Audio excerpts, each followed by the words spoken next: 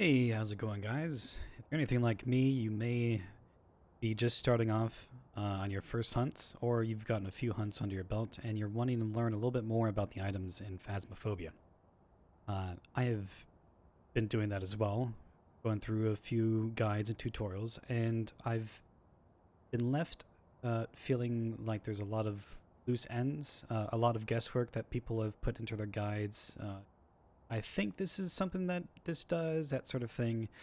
This is going to be first in a series of guides helping educate newcomers like you, hopefully, or even people who have gotten some time under their belt. Let me just tell you, there are a lot of people that I've met who are close to a level 100, and they still don't know exactly how crucifixes work. This is my first attempt at remedying, that sort of thing. Now, going to keep it short and sweet. We're going to go through every single item here. I'm going to go through its uses as well as some strategies for ways you can use these items in the most efficient manner.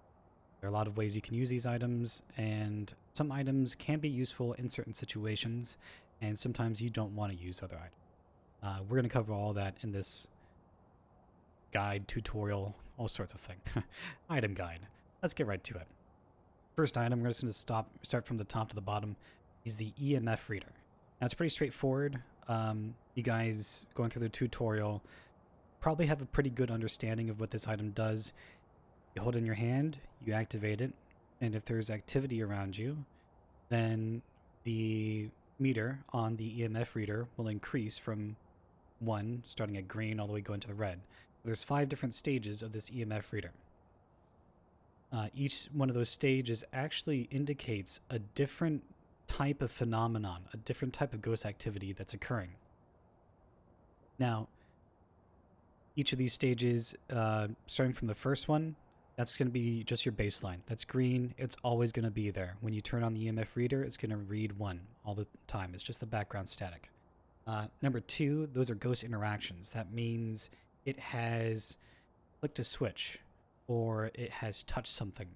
And EMF level 2 is also something that is tied in with any spirits or ghosts that have EMF level 5. So EMF level 5 ghosts occasionally, as part of a random event, there are a lot of random events in the game. Much of the game is randomized, so it keeps it feeling fresh. There are a lot of random events that tick, and one of those events is for EMF 5. Randomly, or EMF 5 ghosts will randomly trigger EMF level 2 readings. So that means you might get some false positives. Since in an EMF level 2, it's kind of hard to see exactly what it's interacting with at some times. And ghost interactions is also like, basically like interacting with a door, or touching a window, flicking a light on and off, as well as maybe interacting with phones, that sort of thing. Level 3, that's right in the middle. Level 3 is whenever a ghost is throwing an item. When a ghost is throwing an item, then the EMF reader will show a level 3 sense. It won't show for anything else. Level 4 is a ghost appearance. Now this is tied to 2 things. Level 4 is when a ghost is hunting, you may get a level 4 reading. And level 4 is also tied into a few of the ghost's random abilities. There are appearance events, which means the ghost. Some ghosts have abilities where they will teleport to a particular player, randomly chosen, and they just teleport to you. So that is a level 4 event. That means that ghost has been in that area physically. And then level 5 doesn't correlate to anything at all whatsoever, except for it is a ghost with an EMF level 5 trait. Now, a couple of things about the EMF reader. It does not matter where you point this thing. It only matters where the reader's physical location is. So you will get a little bit more reading pointing only because your hand is extending into whatever object that you are trying to scan. But what really matters is There's not exactly any information as to how big these different triggers are, but there are trigger bubbles for these ghost events. And so each one of these events will only be read by the EMF reader if it is inside that invisible bubble around that ghost event. So that's why, like I said, it doesn't actually work for you pointing an EMF reader at it.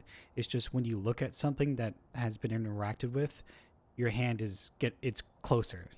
It's the closest thing to it. It's closer than your body, right? You're extending your hand out, so it feels like when you're pointing at something, it's actually working that way. But that's not the way it works.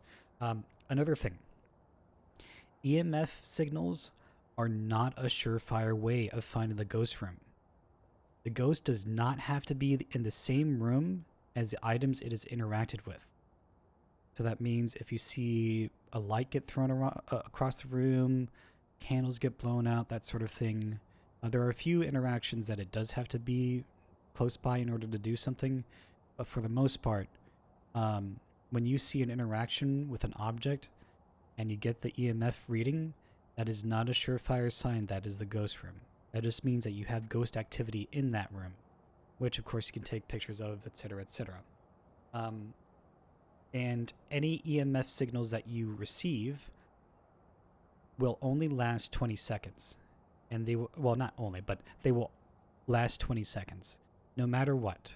It doesn't matter if the ghost's in the same room, etc., etc. The signal will last 20 seconds all the time. Doesn't matter what kind of ghost it is. All right, so that's pretty much all that there is to know about EMF readers. There are a few things that you can do with EMF readers. You can set them around places that you think are going to be hotspots.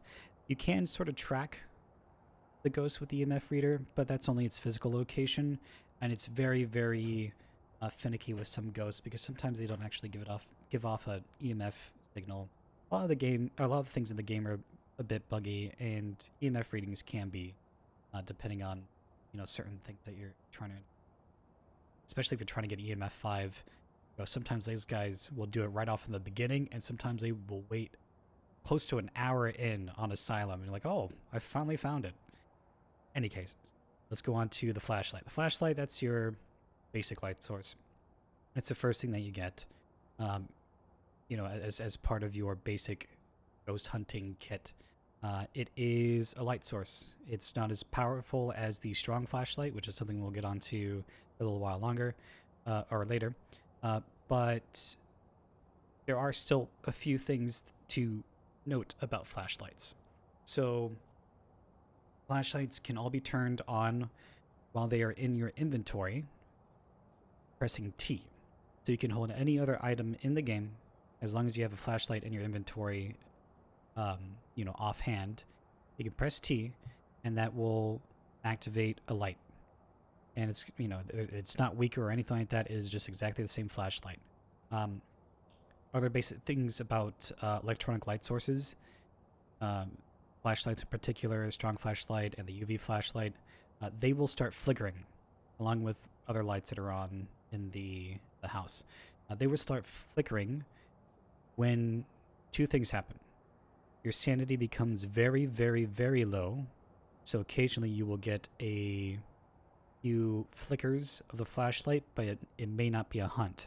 And now we're going to go on to the hunt. Very often, when you see a flicker of a flashlight, expect to be hunted, especially if you're in the ghost room. You want to get out of there. You never want to be in the ghost room, the ghost's favorite room, if you found it. You never want to be inside there because that is most likely going to be the place that it manifests. Not all the time, but many times it does manifest in that room. It can manifest anywhere, so don't feel like you are perfectly safe if you have Crucifix in the ghost room.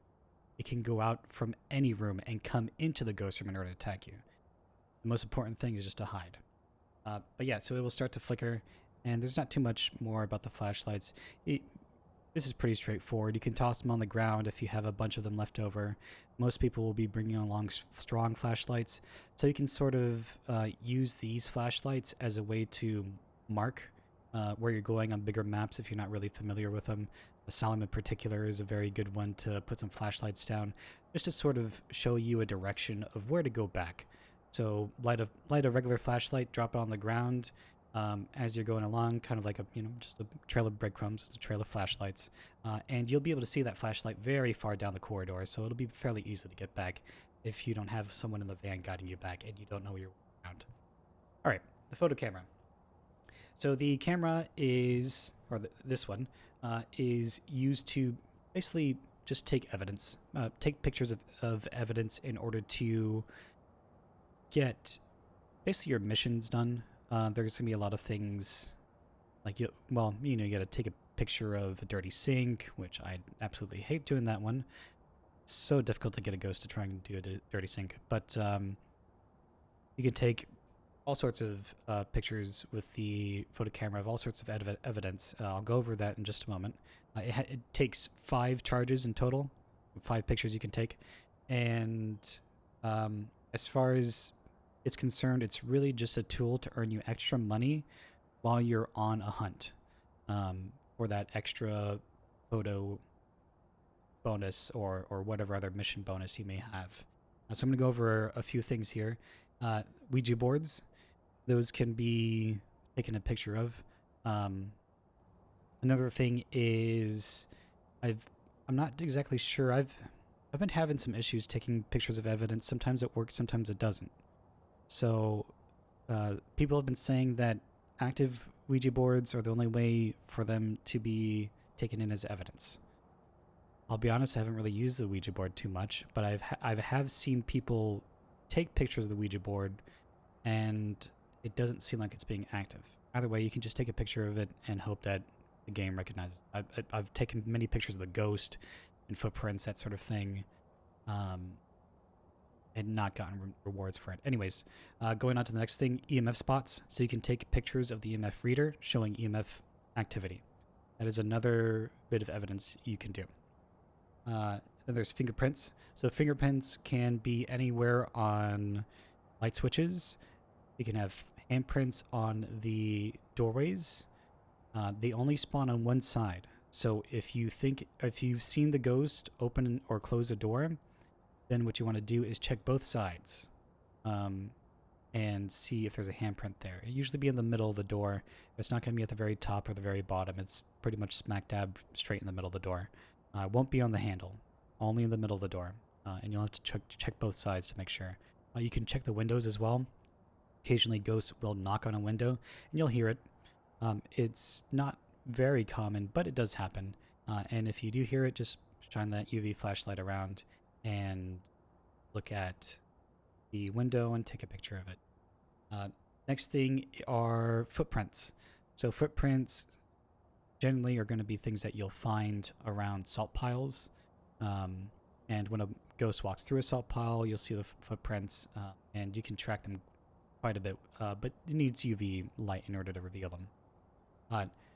Another thing, really quickly, since we're talking about UV light evidence, you do not need to see the evidence physically with the UV light. You can take a picture of evidence and it be invisible, it will still count. And then there's DNA, which is right now just the bone. So when you go take a picture of the bone, you should also pick it up. It'll net you a lot more money, but a nice big chunk of money. You can take a picture of ghosts and dead bodies. So if any of your teammates have died, you can take a picture of their dead body. And last but not least, the dirty water, the dreaded dirty water. All of these things of evidence need 5 meters. So you need to be within 5 meters with your photo camera.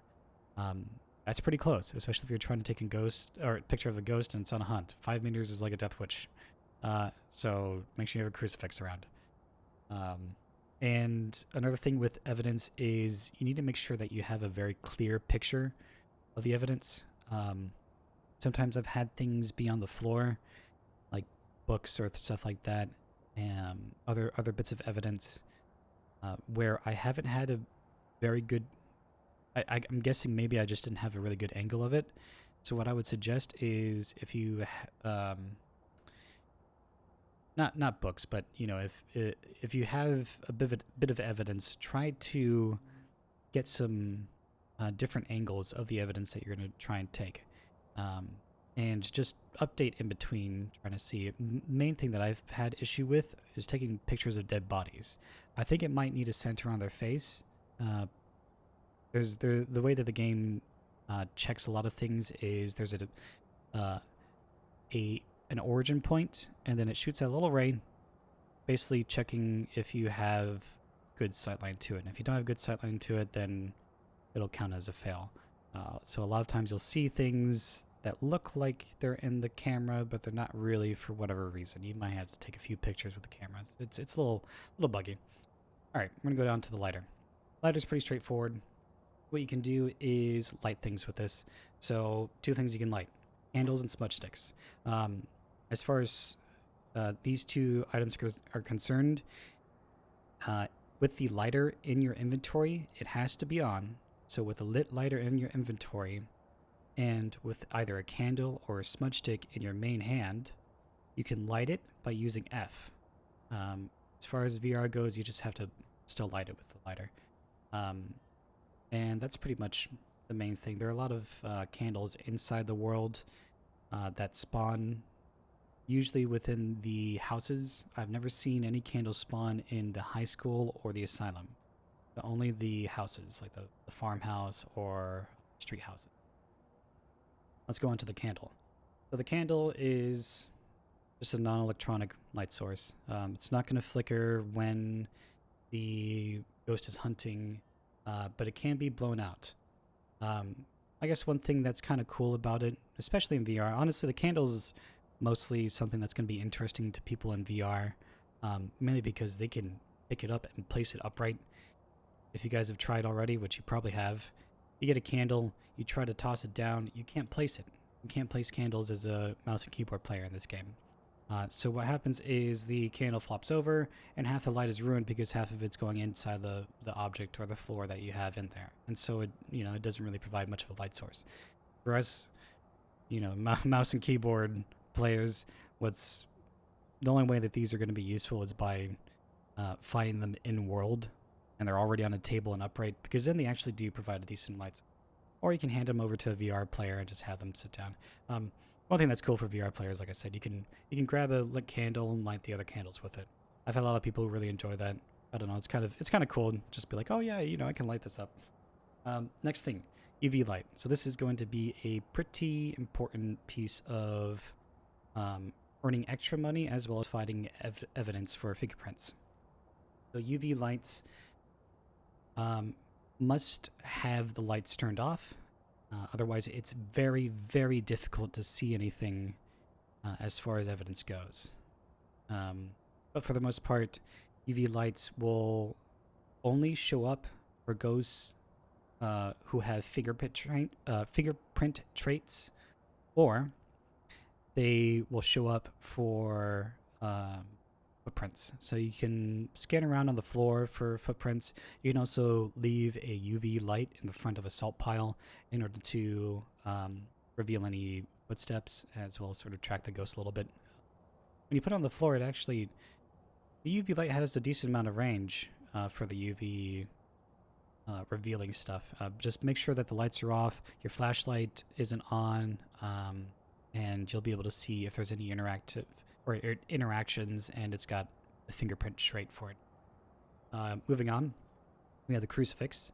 So the Crucifix is probably one of your most important survival tools.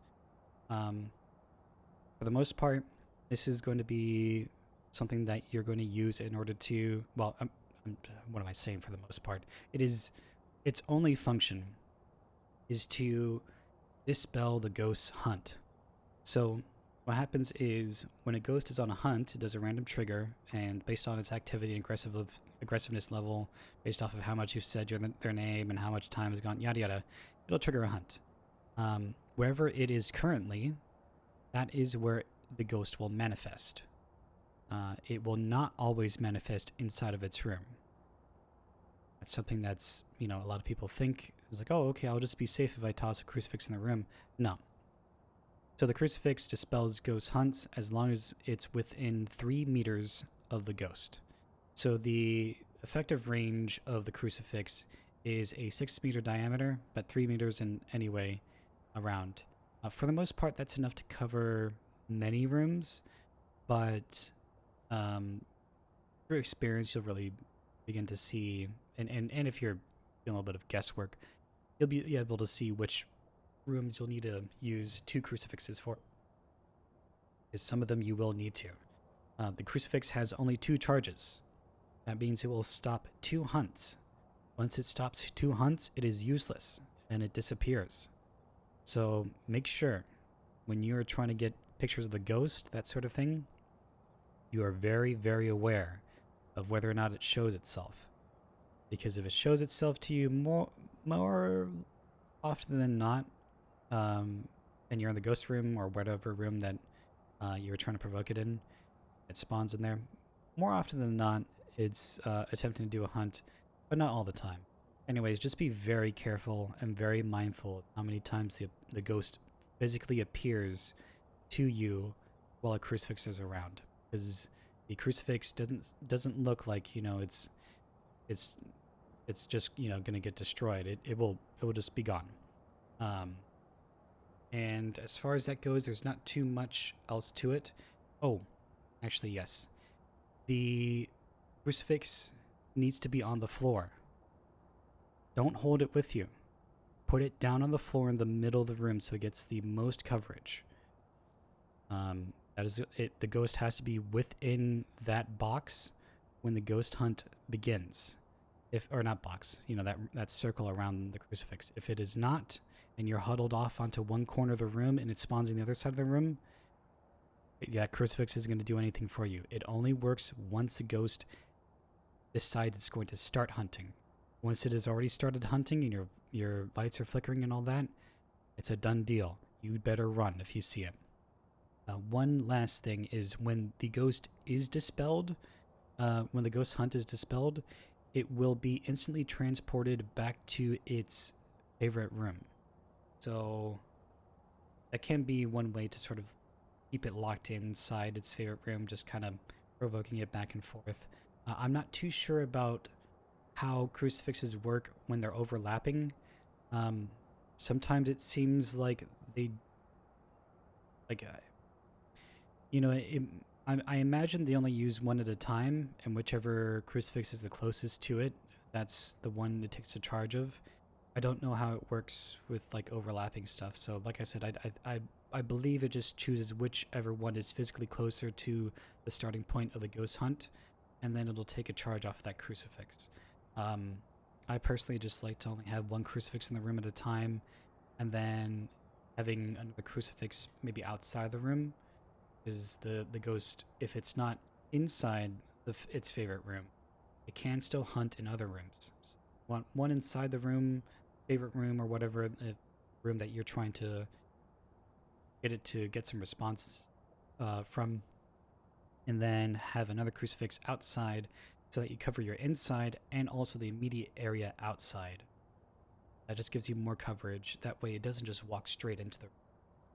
Screw you guys. Okay, video cameras. These are pretty straightforward. They're the only way that you can see green orbs. They give you a live footage of pretty much everything that you are pointing them at.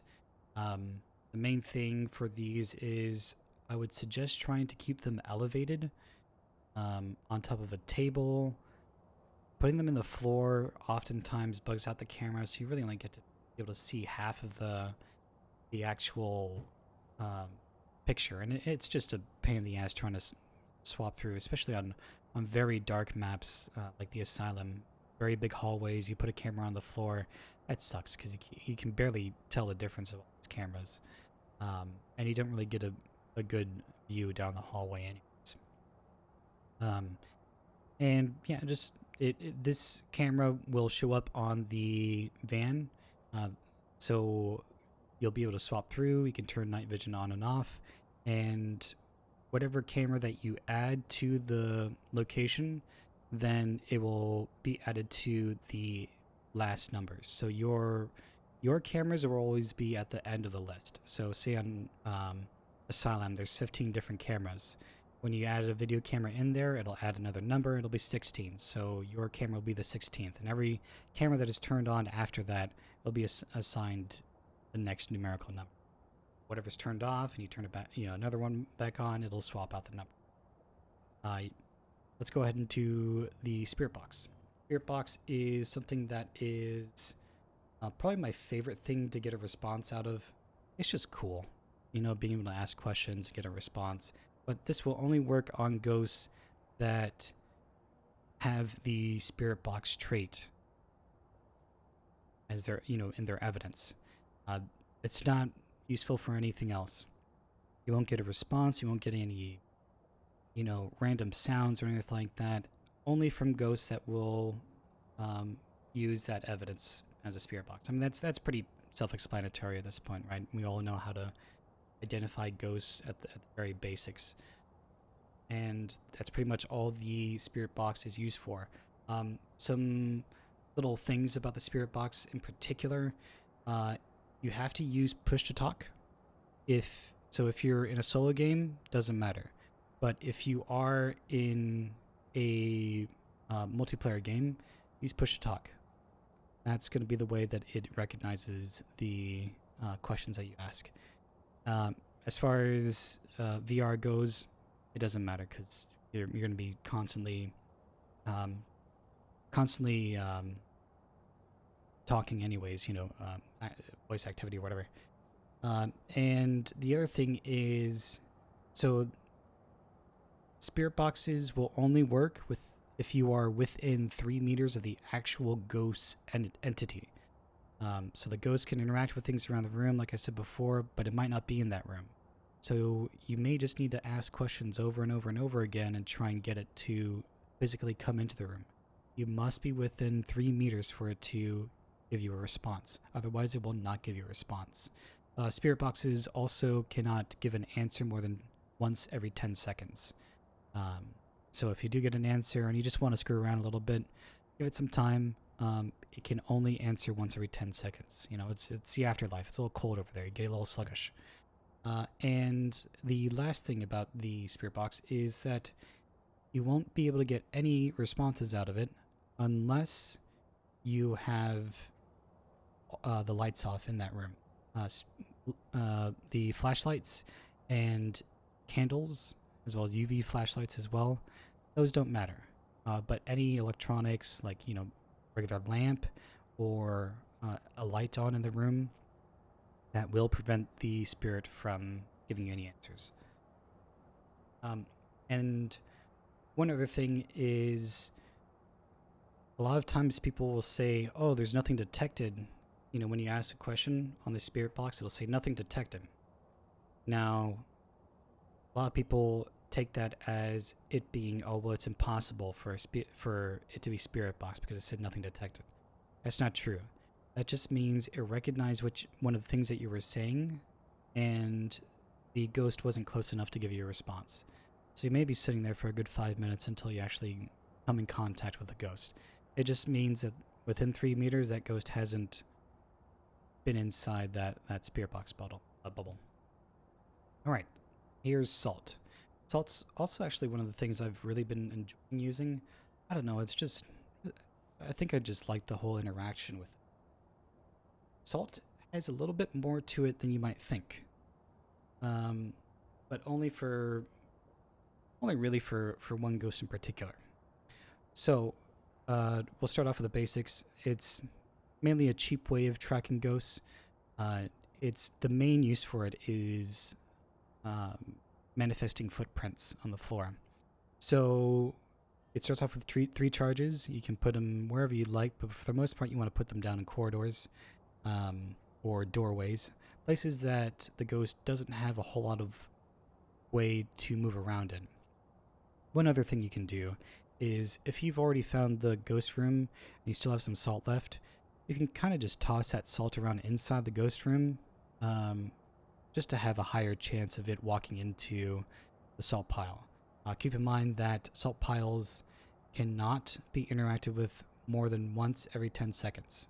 So if a ghost walks through one salt pile, it can not walk through another. I mean, it can walk through a salt pile, but it doesn't, it doesn't make any disturbances in the salt pile. Another thing is when ghosts are hunting, they will not disturb salt piles. They'll go straight through them. Another thing, or let's see, what else is there? Oh, right. Wraiths. Wraiths will not leave footprints.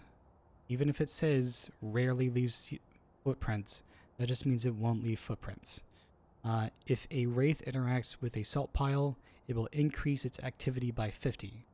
It's a bit of an arbitrary number, but just keep in mind that somewhere around, I think the amateur levels, you'll have like 100, and then I think the activity goes up to 115.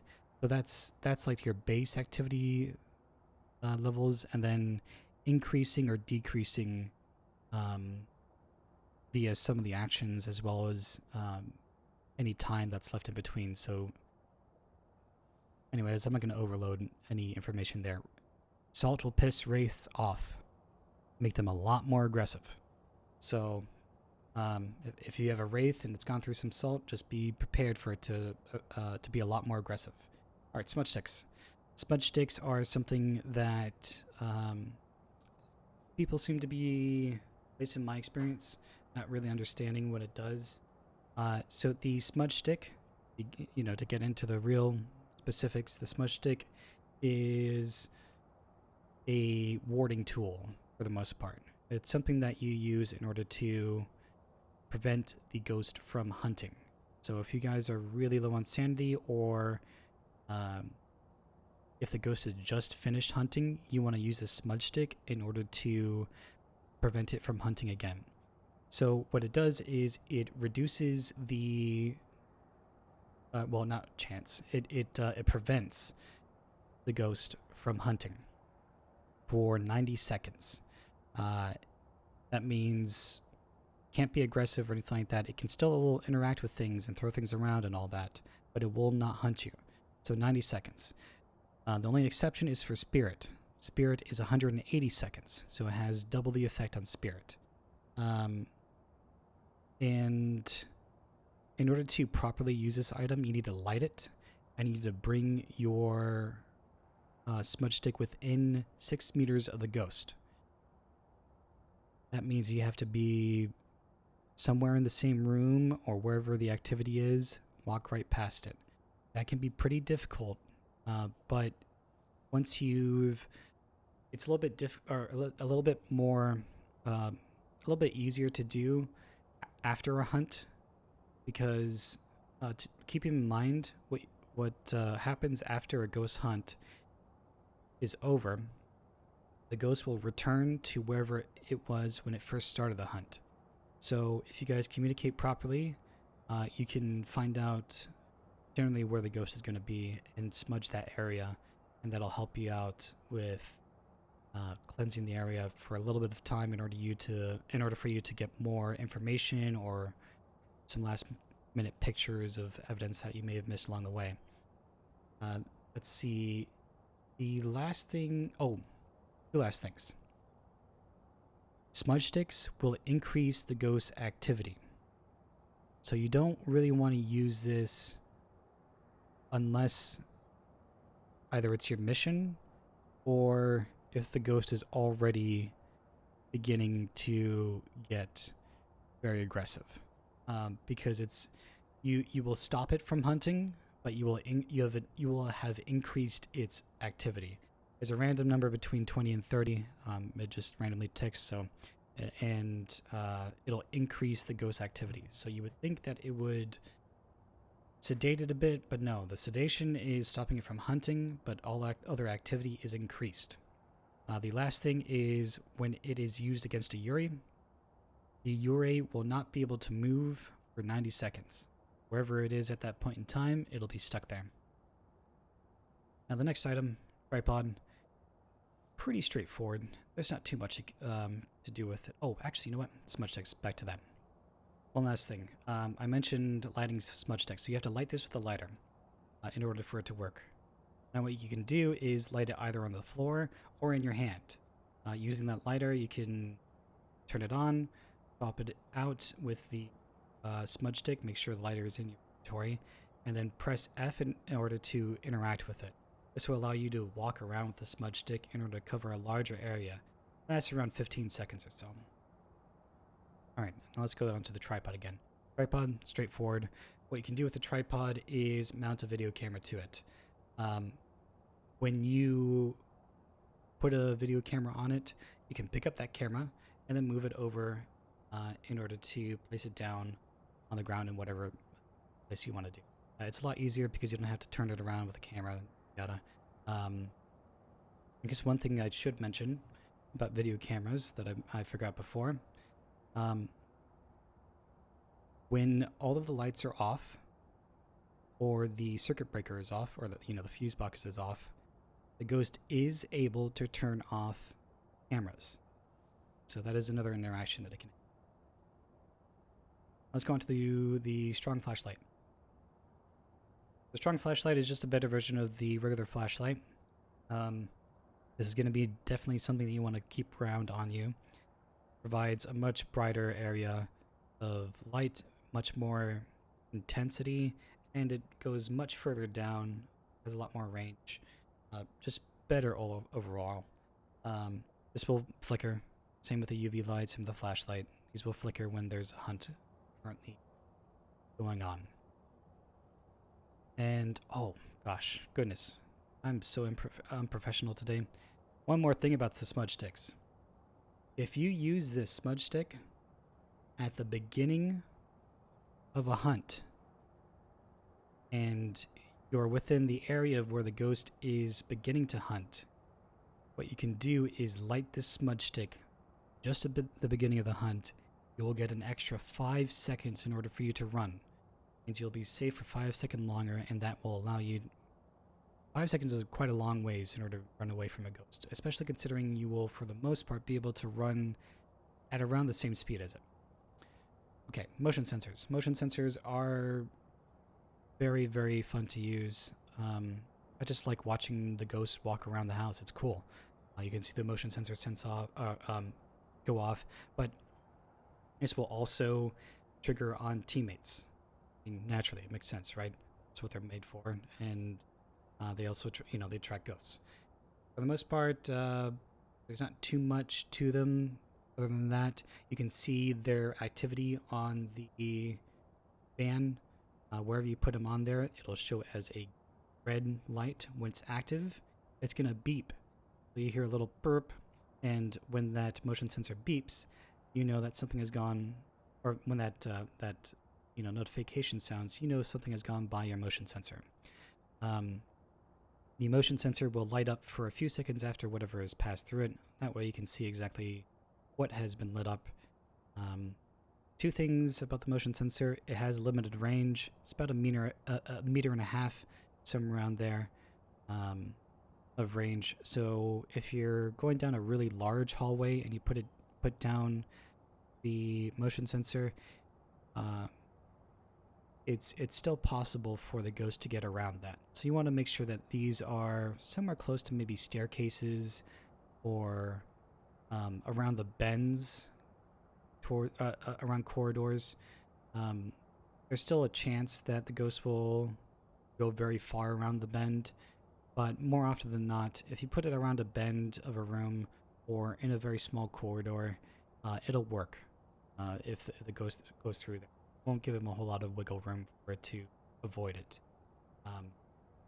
Now the other thing is, I see a lot of people just placing them above their heads. Motion sensors will not go off if they're too high, because you're walking underneath it. Make sure you put this at waist level. Waist level motion sensors are going to work, and that's pretty much the most about it. You can get 4 of them. It's a maximum of 4, and that's pretty much it. Let's see. Sound sensors. So the sound sensor is also a very useful tool. The sound sensor, also another item that has a maximum of 4.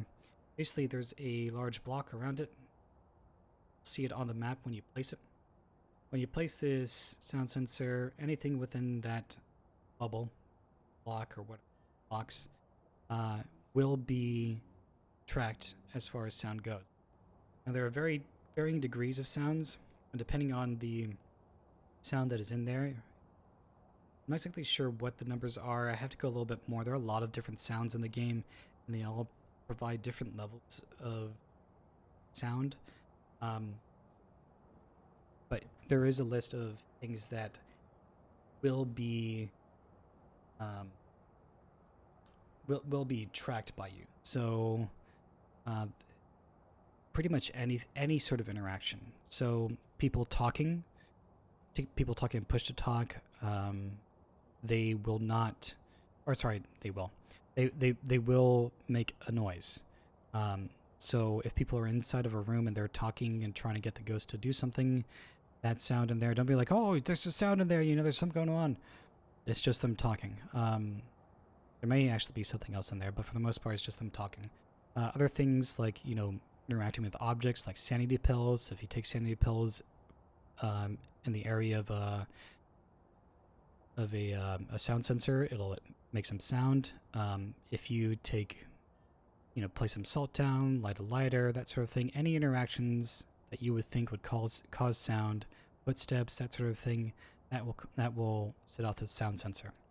This doesn't make a sound, but there is a graph relaying you what the epicenter, I suppose, of the sound sensor is, where the sound sensor is currently attached to. So if you put a sound sensor in the kitchen and it covers over into the living room, you may actually be getting sounds in the living room, but since the sound sensor is inside the kitchen physically, it will say that's the kitchen sound sensor. So it doesn't change around the name depending on where the sounds are coming from. Let's see, anything else to do with this? There's not too much else. Yeah, just 4 measures sound. Oh, sound sensors. This is the last thing about it. Sound sensors will pick up the highest level sound in a room. So whatever is the loudest sound is going to be what the sound sensor picks up. You may be getting, a bunch of static or something like that, or closing doors, that sort of thing, and then you might get like a light switch. Whatever out of those is the highest sound, that'll be what it tracks. And I think the sound sensor there updates sound every 5 seconds. So the sound sensor, every 5 seconds, you're going to get a new reading for your sounds. Going on from there, we have the Sanity Pills. Sanity Pills are pretty straightforward. You get 4 of these at maximum, and when you use this, it'll restore 40% of your sanity. Not 40% of your total sanity, 40% of maximum. So if you're at 60, you'll go back up to 100. Don't use this at 80 or anything like that. And really try to keep these for emergencies when you're really, really, really low on sanity. Because sometimes you may get a ghost that is targeting one player in particular, and that player is going to have their sanity drop a bunch. Or they may have their sanity drop a bunch. Trying to use those sanity pills sparingly can certainly help out. Sanity pills are very strong.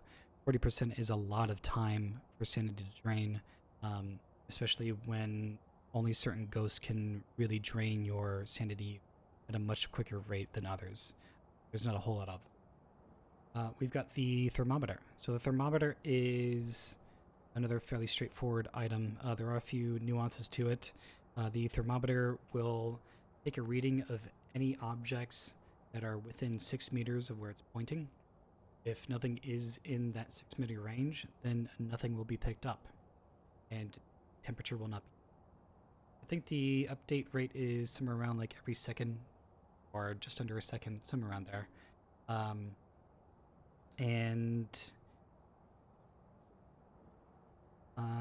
For the most part, when you're using this item, I'm trying to think. So the nice thing about this item is that you don't have to go into a room in order to get a reading temperature. It's a ghost room and it's got low temperatures. Then you can just point at an object or inside that room and it'll give you a reading. Just wait for it to change the number a bit. look at a couple of items, and just stand in the doorway and check the temperature. You can get cold temperatures outside of the favorite room. This does not mean that the current room that you're in or the hallway is its favorite room. Just mean it might just mean that the ghost is coming by. If you do get a reading, stay there for a considerable amount of time, maybe 10 to 15 seconds, and just kind of sit there and look around a bit. Well, that way, if you can see if there's different fluctuations temperature. If you meet it in the hallways, then just you're not gonna have a ghost favorite room. It just doesn't happen. It's gonna be a room. So the only time you can sort of confuse that is some of the smaller houses. Something to keep in mind here, now that we've gone through the thermometer, the EMF reader, and we're now going on to the ghostwriting book. The ghostwriting book is another... Oh, actually, get back one more thing with the thermometer. If you see cold breath, for the most part, you can just write down freezing temperatures. I have seen cold breath, and the ghost apparently doesn't have freezing temperatures to it. That's just a bug. It happens. For the most part, when you are using the thermometer, you want to look for anything around 0 and below degrees Celsius. It's around 33, 34 degrees Fahrenheit. There is a margin for error there. So if you see 3 degrees Celsius, that is to be considered freezing, because there is a 3-degree margin for error. And if there's, I think, like 37 degrees Fahrenheit, that is going to be, just consider that freezing. But for the most part, if you see your breath, you can just check off that it's freezing temperatures. All right, ghostwriting book. Another thing that only works for one particular thing, and it's just evidence. If a ghost writes in the book, you know it has a ghostwriting trait. No other ghost will interact with this thing. They're not going to touch it. They're not going to move it. They're not going to do anything with it. They don't have the ghostwriting book trait. Now, going back to what I was going to say earlier, if you take a ghostwriting book, this is for someone in VR, so all of you VR players, you have a bit of an advantage with this. You're not just good at setting candles, you can actually help a little bit more. Also, you can carry 2 tripods at the same time. Awesome. You probably already know that. But what you might not have known, or maybe you haven't tried it yet, is you can get a nice little combo going on for these, for if you find a ghost room. So if you get a video camera, place it on the floor, then place the thermometer turned on in front of that video camera. Since you're in VR, you can place it and you have a lot more control. For us keyboard plebs, we can just toss it on the ground and sort of Hail Mary it and hope it lands in the right spot. And we're going to have to do that 3 times. Not really going to be working out too hot for us. So, thermometer facing the video camera, on. EMF reader facing the video camera, on. And the book facing upright, so kind of put it on the the bottom or the top. It's standing upright, and have it face the camera. Make sure it's turned on, and then you can sit back in your van, and someone can just watch to see if there's any EMF level 5 spikes, if there's any writing in the book, and if the temperature goes down enough. But if you put the temperature in there, you probably already know it's a ghost room. But yeah, that's something you can do. The infrared light sensor. This thing, I don't know. There's only one situation that would. I guess there's maybe 2. There's 2 situations that somewhat, and they're so niche, they're so specific that it's really not something I would suggest bother using unless you're like, well, I've got a ton of money and want to max everything out. These are motion sensors, but all they do is set off a really bright light when something walks by it. The only thing I can ever think of that this would be useful for is you're getting hunted and you're running down the corridor or something like that, you know, and you see the light sensor go off. You get to see its spooky face and nice bright light. I'm not sure if that's a plus for you.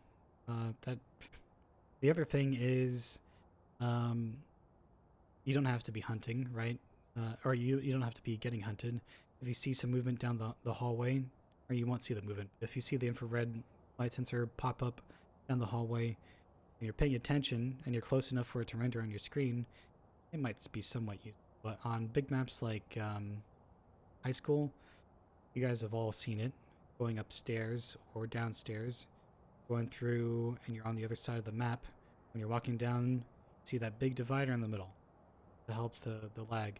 So half the high school isn't rendering in for you anyways. So these are so marginally useful, they're just not useful. Let's say it there, they're not useful. They're so niche. I guess they're cool. People have said that they should take pictures when something goes past it. They do take pictures. They should only take a certain amount of them, a limited amount of them. Otherwise, I don't know. Because then people, all of your teammates walk past them, a ton of times. You're not gonna remember put this down, especially when it's dark. The applications for this infrared light sensor are just not very good. Okay. Parabolic Microphone. This is something that is really only good for high school and asylum. It's going to be good on large maps. You go down these large corridors and you're sweeping with it. That's pretty much it. Now, the way that this works is you don't really need to look too much in a particular direction. So if you're walking down a corridor, what's happening is this thing is projecting a large box, like the sound sensor. It's projecting a large box in front of it. So whatever is inside of that box in front of it, it's going to pick up. So it's just a portable sound sensor for the most part. Different sounds will have different levels, and sounds can be picked up by teammates or doors opening, that sort of thing. The main difference with the parabolic microphone, other than it being mobile, is the way that it tracks sound is a total amount of sound. So whatever the total amount of sound that it is capturing in front of you in that box, that will be the number. So normally you'd see a maximum of 10 on the sound levels for the sound sensor. The parabolic mic, I've gotten upwards of 21, somewhere around there. Quite a lot of noise being made at the same time. This is mainly for going down the hallway, asking for signs, and hopefully picking something up. You kind of have to be slow, but basically just go around, ask for a sign, and see whether or not anything comes up on the microphone. And if something does, you can sort of sweep left and right to try and narrow down exactly where the sound is coming from. Glowsticks. Glowsticks are a lot more useful than people give them credit. But they are another niche item, right? They're useful if you use a lot of salt. So if you put glowsticks nearby a salt pile, then it'll make it a lot easier for you to reliably capture those footprints. What happens is with the UV light, a lot of times you want to have that held on you. Another thing with the UV light is that it only covers so much, and it goes out in a cone. So it's very narrow in the beginning and then goes out in a wide cone. It doesn't actually cover that much ground as far as it is a radius, but just very long coverage of ground. So the glow stick, if you toss it in front of in front of a salt pile, then once it's activated, so right click in order to activate it, or whatever your interaction button is, and toss it on the ground or hold it in your hand. Once it's activated, it'll do the same thing as the other UV light, because it It's UV glow stick. It will reveal any fingerprints, footsteps, any sort of residue or whatever, you know, that the ghost has left behind. Glow sticks must be very, very close to whatever that you're trying to interact with. Again, this is an item that you want to make sure is in dark. You don't want to have any flashlights lighting on where you're looking at. But yeah, for the most part, they're very good for keeping track of ghost footprints. And last but not least, a head-mounted camera. This is something that I don't actually really use that often. Like, I do have it quite a lot, but this is much less of a useful thing and more of an entertaining thing, especially if you're watching someone in VR and you've told them to go into the house by themselves in order to get that picture of the ghost. And you're watching him on the head-mounted camera, and he's sat in the bathroom, and he's looking at this ghost, looking at him, and he's, you know, hands shaking up in the air, and you can hear, you know, not hear, but you can see his head shake a bit. That's the best thing. It's the best thing. So this is more of an entertainment thing than it is really useful. Mainly because all the movement going around makes it really difficult for you to see ghost orbs. Also, a lot of times people are holding something in their hand, and they're using their flashlight. So their light is bouncing off the hand, they have a flashlight, they're moving their head around, everything's illuminated. It's very difficult to see ghost orbs. And you're going to have a very hard time trying to get people to turn the lights off for any extended period of time while they're huddled in a very dark room with creepy sounds going on. Anyways, if there's anything more here that I've missed, and I made sure to try and go through and find every little thing that I saw from other guides that I personally felt that should be talked about, especially since meeting a lot of higher level people who just didn't understand how certain items worked. And yeah, if there's anything that I've missed, please leave a comment below. If I get any comments, who knows? I'm just making this thing because I really enjoy the game. That's what I do. I make guides for games and videos for games that I don't care about fame. I just hopefully am gonna help. Even if 10 people watch this video, I hope I've helped you guys out enough to understand a little bit more about the mechanics of the game. I'm gonna be going on with making some more guides, including how to, you know, some guides on ghosts and how to most effectively make use of your time, as well as just, you know, a couple other things, maybe some Let's Plays as well. We'll see how interesting people find this. Hopefully you guys have a good night or day or wherever it is. Good morning. I always say that. Whenever I'm playing a game, it's always good morning. I stream live on Twitch as well. Twitch.tv/sushirose. If you guys are interested in any of the comment, please support me. Otherwise, I'm still going to make videos. So hopefully I'll be out there hunting with you. Take care. I hope I helped you out.